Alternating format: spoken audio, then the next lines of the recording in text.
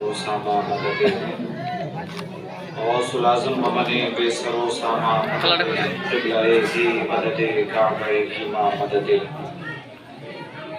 مفتخر آزوے فریدی منم مفتخر آزوے فریدی منم من غلام فرید و فریدی منم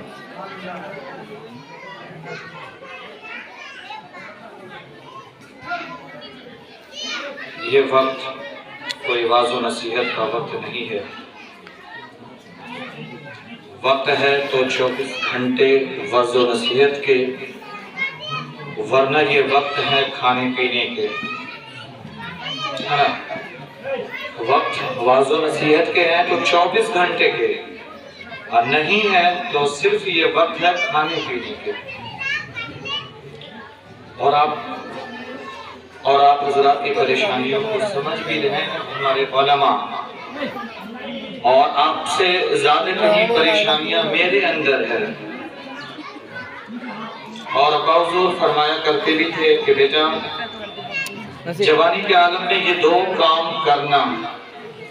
کہ وقت کا پابند رہنا اور وعدے کا پابند رہنا۔ وقت کا پابند رہنا، وعدے کا پابند رہنا، اسی میں تمہاری کامیابی ہے۔ اور یہ پیغام صرف میرے لیے نہیں ہے، آپ سبوں کے لیے بھی ہے، سبوں کے لیے ہے، سبوں کے لیے۔ ابھی ہمارے حضرت قبلہ نے 5 منٹ کی قید باندھی ہے، اب مجھے سمجھ میں نہیں آتا کہ 5 منٹ سے 7 منٹ ہو جائے تو پھر حضرت کے کہنے کے مطابق میں کام سے بے کام کر جاؤں گا، وعدہ خلافی ہو جائے گی۔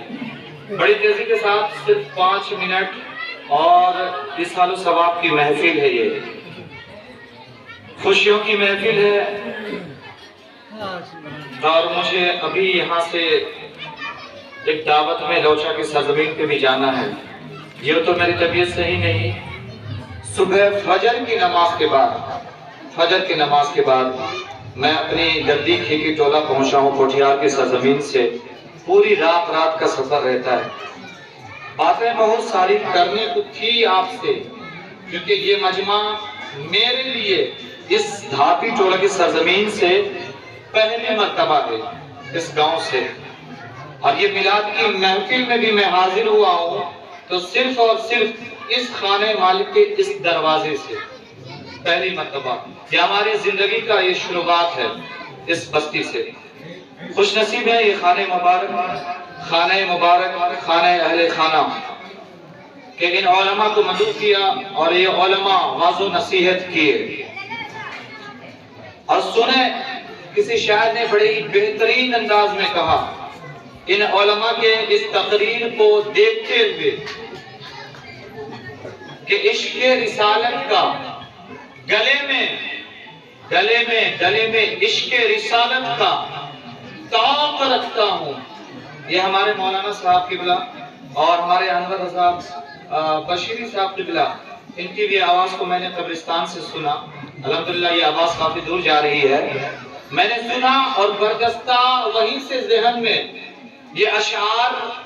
گونجتا رہا، اور گونجتا ہوا میں آج آپ کے ذہن کے قریب کرنا چاہتا ہوں،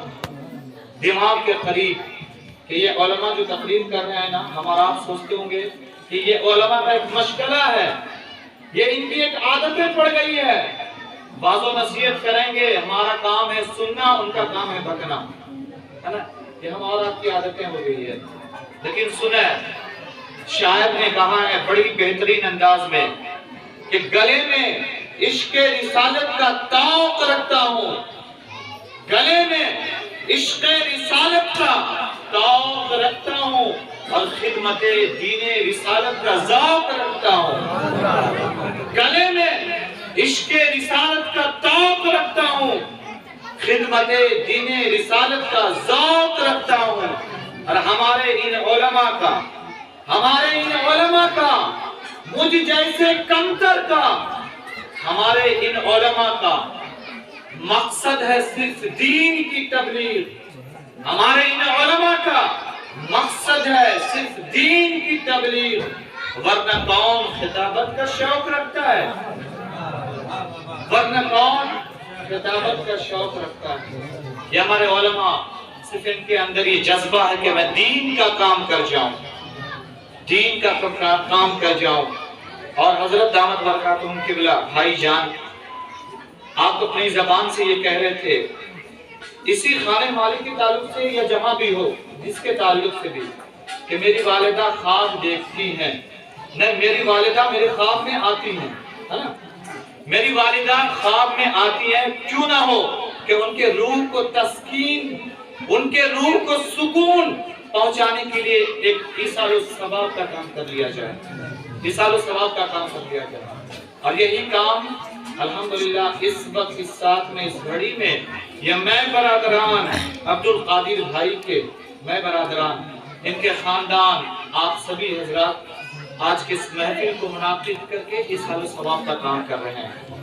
اور یاد رکھیں، جس طرح آپ اور ہم، ہے نا، جس طرح آپ اور ہم